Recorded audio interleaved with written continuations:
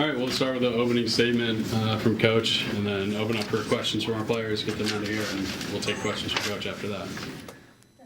Yeah, I thought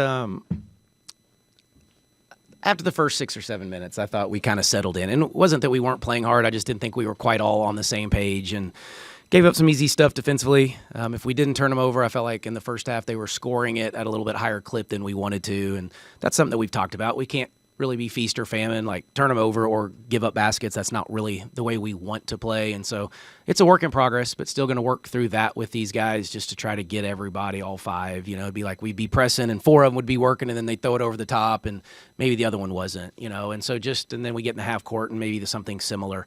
Offensively, I thought we got what we wanted most of the night. I think these guys would probably tell you they were fairly comfortable on that end.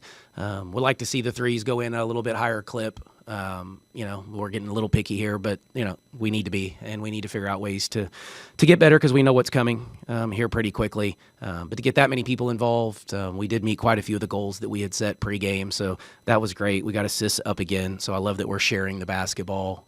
We wanted to get 6 in double figures. That's what we talked about. Wanted to shoot it over 50%. So there were some things that we did pretty well. But, yeah, proud of them. That was a step for us. I thought we had to get after them a little bit in practice, but I thought we took some steps in practice too. So maybe we'll keep kind of finding this little edge that we need to play with as we move forward. But yeah, I'll leave it at that. Questions for Jordan and Mimi? Mimi, what did you see from this TSU defense that allowed you to attack frequently tonight? What did you see that, you know, you were able to go down low tonight? What was your strategy going into tonight's game? Really just to play hard, and it was a few mismatches. We knew that, like, coming into the game, and I think I didn't start off the game very well, and Coach Skylock kind of, like, sat me down and gave me a chance to come back in and, like, readjust myself, and just knowing that my presence in the paint is needed. So that was pretty much it.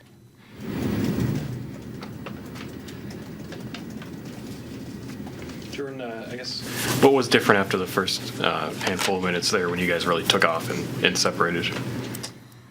I think we finally just kind of settled in on defense a little bit more. We knew we could score, but we wanted to get stops. And once we started getting stops, then the point differential, like, you could see it. And, yeah, so I think it was just our defense getting stops. Jordan, surpassing 1,000 points at WVU for tonight, were you aware of closing in on that honor, and did you know which bucket it was or how much you needed or anything like that? No, I mean, I knew in the beginning of the season that I was going to eventually get it, but I had no idea I was that close or it was going to be this game. What's it mean to you to get 1,000 points? I mean, obviously you're well over 1,000 for your career, but at the one school, what's it mean to you? It's great. I'm glad to have my name in the book on that paper, so yeah, that's great. It seemed like the ball moved really well tonight, maybe as well as it had in most of the games this year. Conscious effort, something emphasized coming in, or was it just the way you all meshed together? Honestly, I think it was the loss to Villanova, and we went back and watched the film, and I think that was hard to watch. We did not assist the ball well. We did not move the ball well. And I don't think it was with any intention. It was just more of us. We have a lot of transfers here. We have a lot of connections that's being built. So, after seeing that game, I think we really put an emphasis on, finding the open man. And then, the ball, if the ball's supposed to come back to you, it will. And I think we did a good job of that tonight. And, we're going to continue to build off that. And then it seemed like you were really patient on some of your drives and moves to the basket.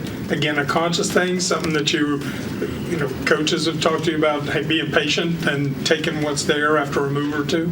Yeah, for sure. Coach JC has been, telling me just take my time, see if the double coming, and then make my move. So that just really was in the back of my head before going and making a read. And then sometimes the pass opportunity is there when I take my time as well. Nice meeting you. Thanks, Jordan. Big 50. Great job. Yeah. Great. Happy birthday, take your Coach. Cupcake. We'll leave that one for you. Oh, okay. All right, we'll take questions for Coach. So, Coach, when you're able to have them turn the ball over 35 times, but also you're driving in the lane, drawing contact, how does that make you feel, especially after the previous couple of games like Ohio State and Villanova? Well, I mean, it feels great. Obviously, that converting points off turnovers is something we pride ourselves in. We were able to do that a little more tonight than you're going to do against, Villanova and Ohio States of the world. So that's why I was talking about the half court, because I want to be, it can't be one or the other. Like there will be nights, and we get into, league play where we're not going to turn people over 20 times. And so now we better be great in the half court, and we better fly around, and we better have the identity that we need to have. And that's the piece that I've been trying to get them to understand is we've been giving up, like we're awful in the country and giving up like assisted baskets. But that's because it's one or the other. We go for the steal. Now we're playing in a number disadvantage. So now they're moving the basketball and they're getting easier baskets. So we got to get back to getting the ball in front, working, keeping it out of the paint, having resistance. And so when we do that, I think we have a chance to be pretty good. When we pair that with turnovers, obviously that's when you have an elite defense, which is what we've been able to do the last couple of years that this group just hasn't quite got yet. And that's okay. It's still early, but it's a work in progress. Mark, this was a 2-point game after like 9 minutes, and you wanted to run to make it 10 at the end of the first quarter. But, what are you talking about there? Just a team you're obviously much better than, kind of hanging around. Yeah, I probably can't tell you exactly what was said in that one. But we weren't happy at all with that first quarter. Obviously, it looked a little bit better on paper to go up 10, but it wasn't very good through those first 7-8 minutes for sure. And so, yeah, we lacked some of those things that I already alluded to. We weren't all on the same page. Some of us were playing hard, some of us not quite. Maybe a bad rotation. They were scoring, I thought, at the rim, maybe a 1-3 that I remember. Did they hit 2 in the first? Did they hit 2? No, just 1. So they hit 1-3, and that's not what they do. They're supposed to be like a mid-range jump shooting team, and we're giving up layups. So just those types of things that we have to be better in those areas. I thought offensively we were okay, but still missed some shots and left some meat on the bone, so to speak. For as frustrating as that probably was, is it good to know this team can flip the switch and just kind of run the floor? Yeah, yes, and I think we've known that. I'm not surprised that we can. Consistency is something we're preaching with this group too, and we tried to break it into like 5-minute segments. Instead of worrying about a 40-minute game, let's just really focus on a 5-minute segment. Let's focus on one possession, giving all-out max effort, which I don't think we always do yet. And so just trying to teach this group how hard you have to play when you get into the Big 12 and every single night. And so, we're going to get 2 tests now coming up for the rest of the week, so that will help us prepare for that, for the Big 12, but it's Power 4, programs from here on out for us. So it's we're going to kind of ratchet up a level in competition now. If you can, is there an update on Jordan Thomas before? It's day to day. So yeah, we anticipate her to be back. Coach, Carter McRae steps in tonight in an efficient outing, 5 of 6. What did you enjoy from her on both sides of the ball? Yeah, well, I think you probably have seen it coming. She's been a little bit better here in the game. She's been better in practices. She battled several injuries early, so that just put her behind the 8 ball a little bit. So I think she's been waiting for her opportunity. But she's slowing down. Game is slowing down, I think, in her mind a little bit. She was a really good player at Wisconsin and scored and rebound, and we thought she might be our best rebounder, and she still may be when it's all said and done. I thought she took advantage of some of the mismatches in size that she had. The challenge will be when we get to some of the league and you're going against 6'4", or bigger in there. Now she's going to get challenged even at another level. So just continue to help her prepare for that competition when it hits. But really good rebounder, explosive, athletic, can put on the floor a little bit, score with her back to the basket. So I think you're just starting to see her full display of the skill set. Coach, you've been with Jordan obviously every step of her career. For her to get 1,000 points in basically less than 3 seasons at one school, when she obviously said what it meant to her, does it mean anything for you as a coach? Yeah, well, I think it does. In this day and age too, with the transfers and everybody moving and bouncing. We talk about it a lot actually as a staff. Like, what now is a 1,000-point score? If you get half of them here and half of them, at a previous school, are you do we put you up on the wall as a 1,000-point scorer? Do we not? I don't know that I have the answer to that, but now I don't have to worry about it with Jordan. Like, she goes in the record book. Like, she is one of the, that's an exclusive club, and she probably downplayed it a little bit, and I hadn't even mentioned it to her. I knew it was coming and that she was pretty close and may get it tonight. But you're an exclusive company now, and you add whatever else she's already scored. She's a really good college basketball player who's done it at the highest level. So love that kid to death. She's been with me from day one. So just happy that she's also playing a little bit better. So I think she's starting to play a little more freely.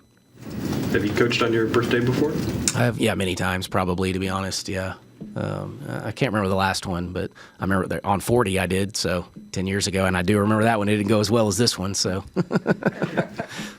that fun or just a distraction or like? I'm not really a birthday guy anyway, so it didn't. I did the exact same thing today I did last week when we played on Monday, so it didn't. Had a few more messages and notifications for Facebook and different things that popped up, which is always fun, and you can reminisce. But I'll get back to some people tonight, I guess, after this one. But also got to turn my attention to Georgia Tech pretty quickly. So business as usual. They've had some struggles, but they're pretty battle tested. How important will this game be for you Thursday? Yeah, really important. Yeah, and I haven't watched them a whole lot at all, to be honest. So I can't give you any real scouting report yet on them. I know they played Norfolk tonight. But yeah, Power 4, new coach, so, they'll be good from what I hear from our coach that has that scout. So it'll be a great challenge for us and level up in competition. And then obviously we get ready to go to A&M too with our, I guess, true and only true road test of the non-conference will come up on Sunday. So 2 big ones coming. Obviously we'll put our full attention to Georgia Tech and get ready for them starting tomorrow morning. You've had a pretty big gap in competition level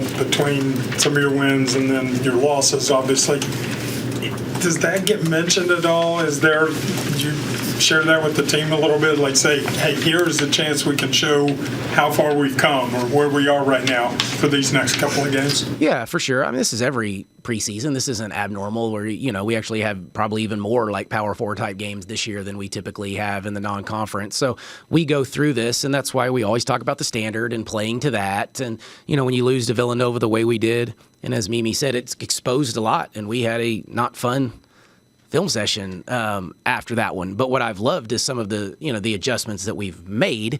But yes, to your question, yeah, it hasn't been quite to the same level of competition. So now the next challenge is, can we do that when we level up in competition? And that's what we're about to find out over the next couple days. So can we be a little more efficient offensively? Can we finish at the rim against some size, right? Can we continue to move the ball? How tough are we defensively to get stops against this, most likely these better teams? So yeah, we'll get back to the drawing board and we'll have a plan. Coach, Mimi obviously talked tonight about how she didn't get off to a good start in the first quarter, and she obviously didn't play in the fourth quarter. So her 23 points comes in a 20-minute span, basically.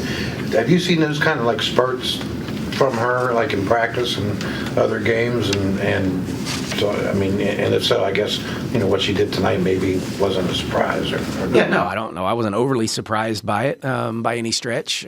She's a very capable offensive player, without question. She's a good basketball player. She's a skilled basketball player. I love the 6 assists to the 2 turnovers. That's the next step that I've been wanting to see from her on the offensive end. Thought her shots were good today. Still challenging her on the defensive end to keep going, and there's the motor in there, and we've seen bits and pieces of it, but I just want it over consistent, and to stretch it a little bit longer. And I think if she does that, she'll have a great impact throughout the whole year. But, she's a scorer. She scored a lot of points, too, already in her career, so she knows how to put the ball in the bucket. And keeping with the theme of the night, have you seen the movie Wicked? No. I have no idea. Yeah, I even thought Chris had something on the pregame notes, and I was like about to call him. I'm like, dude, I think this is a misprint. And then I asked Kayla, she's like, oh, that's Wicked. I'm like, oh, yeah, I don't. All right. Shouldn't have ever questioned him. He's got it. How important is it to go from the Georgia Tech game to Texas A&M in such a quick turnaround right before you get to Big 12 play? Yeah, well, it's just like it's the same as Big 12 play. So it's play a game, you have 2 days, 2-day prep to get ready for the next one, and that's typically what Big 12 play is. When you play Wednesday, Saturday, typically it moves a little bit. But so the timing is actually really good. That's part of the reason we did this was, one's at home, one's on the road. That will be Big 12 play as well. But we come back and have a little break. We got finals, obviously, before we get ready for Houston in the Big 12. So it'll be a great little test. It'll be a routine for us that our players haven't had to go through. So, yeah, excited for them to do that. We're going to learn a lot more about us, and I'll know a lot more about us next week at this time. Thanks, Coach.